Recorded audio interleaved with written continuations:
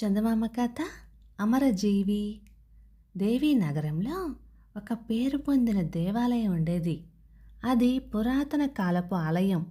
దాని భాగాలన్నీ చాలా వరకు శిథిలమైపోయినాయి. అంతగా అది శిథిలమైపోయినప్పటికీ దాని శిల్ప సంపద మటుకు చెక్కు చెదరలేదని చెప్పుకునేవారు. ఈ చిత్రమేమిటో చూద్దామని ఒకప్పుడు బయలుదేరి అక్కడికి వెళ్ళాను. వెళ్ళి చూస్తున్న కదా, గుడి గోపురాలు, స్తంభాలు, గుమ్మటాలు, మంటపాలు ఒక్కటేమిటి, ఏది చూసినా అద్భుతమైన బొమ్మలతో, లతలతో జీవకళ ఉట్టిపడుతూ ఉన్నది. చిత్రాలన్నింటిలోకి నన్ను ఎక్కువగా ఆకర్షించింది ఒకే ఒక్క విగ్రహం. గుడి మూలాన ఉన్న వాణీదేవి. ఎంత కళ, ఎంత కాంతి! దాని అందం ఏమని చెప్పేది? స్వర్గలోకంలో నివసించే వాణీదేవిని ఈ విధంగా భూలోకం ముందు అవతరింపచేసిన ఆ మహాశిల్పి ఎవరో కదా అనుకున్నాను. అయితే అపురూపంగా దివ్య మందిరంలో పెట్టి పూజించాల్సిన ఈ విగ్రహాన్ని జనసంచారం లేని ఇటువంటి చోట పడవేశారేమిటి అని నాకు సందేహం కూడా వెంటనే కలిగింది. ఈ జిజ్ఞాసతో విగ్రహం వైపు చూస్తూ ఎంతసేపు నిలబడిపోయానో నాకే తెలీదు. ఆలోచనలో పడ్డాను. ఉన్నట్టే ఉండి మనిషి దగ్గిన చప్పుడు వినిపించింది. ఆ శబ్దం వచ్చిన వైపు గిరుక్కుని తిరిగాను. ఎవరూ కనపడలేదు. నలుమూలలు కలయ చూశాను. గుడి వెనుక గుమ్మల్లో శుష్కించిన శరీరంతో, లోతుకుపోయిన కన్నులతో, కొస ప్రాణాలతో ఉన్న ఒక ముసలివాడు ఆ విగ్రహం వంక తదేక తీక్షణతో చూస్తూ పిచ్చివాడిలాగా కూర్చుని ఉన్నాడు. ఇందాక దగ్గినవాడు ఇతడే అయి ఉంటాడని దగ్గరగా వెళ్ళాను. వెళ్ళి ఆలయం గురించి, ఆ విగ్రహాన్ని గురించి చెప్పమని ఆత్రంతో అడిగాను. నేను అడిగిన ప్రశ్నలన్నీ శ్రద్ధతో విన్నాడు ముసలివాడు. పెద్దగా నిట్టూర్చి ఒక నిమిషం మౌనం వహించాడు. తర్వాత, నాయనా, మా మహారాజు ధర్మప్రభువు. ప్రజను కన్న తండ్రిలాగా చూసుకునేవాడు. అందుచేత రాజ్యం ఎటువంటి లోపము లేకుండా సమస్త సంపదలతోనూ తులతూగుతూ ఉండేది. ప్రభువుకు కళలంటే ప్రాణం. చిత్రకారులందరినీ సమావేశపరిచేవాడు, సన్మానించేవాడు.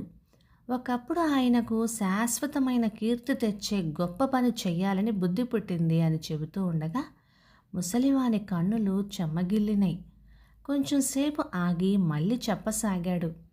మహారాజు చాటింపు వేయించగా దేశ దేశాల నుండి శిల్పులు ఎందరో వచ్చారు.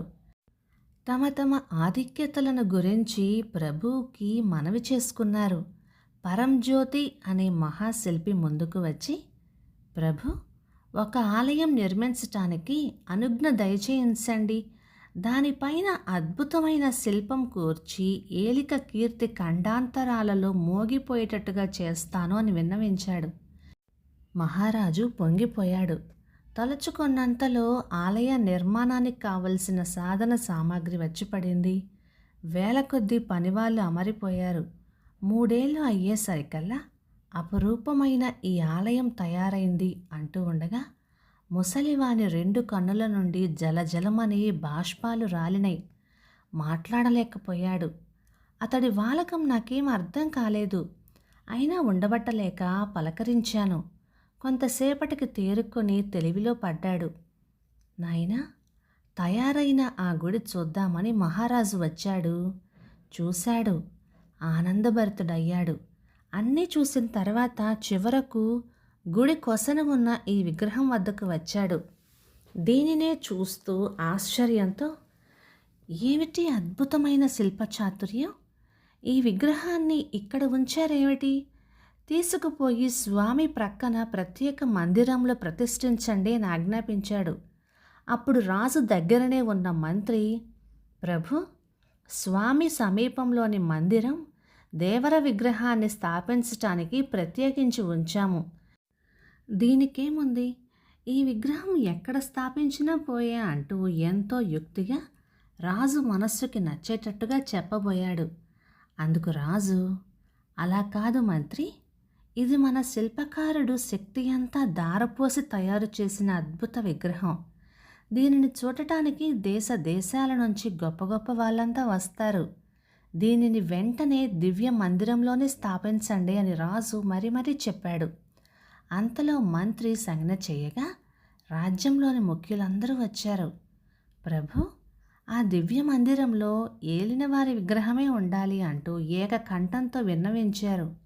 అంతమంది ముఖ్యులు అలా కోరుతూ ఉంటే వారి మాట కాదనలేక రాజు ఏమీ చెప్పకుండా అంతఃపురానికి వెళ్ళిపోయాడు. రాజు వెళ్ళగానే మంత్రి శిల్పి వద్దకు వచ్చి విషపు నవ్వు నవ్వుతూ, ఏమయ్యా శిల్పి, మానవ విగ్రహం చెక్కనని శబదం చేశానంటివే, ఎందుకు వచ్చిన శబదం? ఇప్పుడు చూడు, నీవు తయారు చేసిన ఈ వాణి విగ్రహాన్ని దివ్య మందిరంలో స్థాపించవద్దని ప్రజలంతా రాజుగారికి ఏకకంఠంతో మనవి చేసుకున్నారు. ప్రభువారు కూడా దీనిని ఇక్కడే ఉంచమని ఆజ్ఞ ఇచ్చి వెళ్ళారు. ఈ విగ్రహానికి బదులు ప్రభువుల వారి విగ్రహం చెక్కి ఉంటే ఈ పాటికి ఆ దివ్య మందిరంలో అలంకరించబడి ఉండేది కదా, నీ శిల్ప విద్యకు రాణింపు కలిగేది కదా, నీకు పేరు ప్రతిష్ట ఉండేది కదా. ఇప్పుడైనా ఏం పోయింది?